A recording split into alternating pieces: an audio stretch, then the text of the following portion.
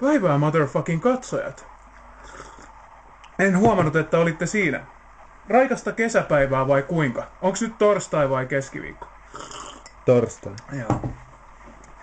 Mä oon aina luottanut, tietsä, kesän tullen jäätäviin tuotteisiin, kuten jäätelö. Ja yksi erityinen jäätelö, mikä mulla on ollut aina lähellä sydäntä, on toi Mars jäätelöpatukka. Ja tänään mä ajattelin, että nyt pistetään elämä risaiseksi. Mä lähden Hyvinkään Lidl ja ostan sieltä Mars 9, not 6, but 9 pack. Ja kuinkas kävikään?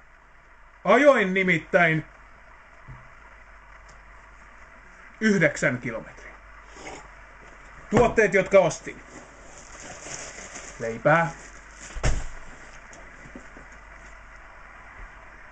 Ketsuppia.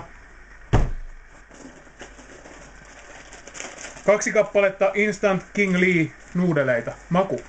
Kana. Sitten saavuttuani pakastealtaalle. Löytyikö Mars-jäätelö patukoita? No vittu ei! Saatana perkele! Mä oisin ollut mun Mars-jääteleitä! Mä oon 8 kilometriä! Ajoin! Ja mä en saanut mun jäätelöitä! Onks enää mitään järkeä missään? Mars-jäätelöpatukat 3,70! Vitu Snickers! Näitä ei voi edes syödä! Vittu! Mistä mä saan mun Mars-jäätelöitä? Äiti! 6 Mars-jäätelöä! Muuten ei hyvä heilu!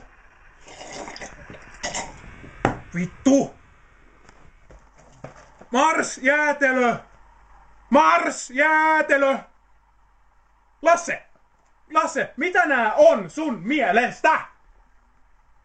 Ei ainakaan Mars-jäätelö. No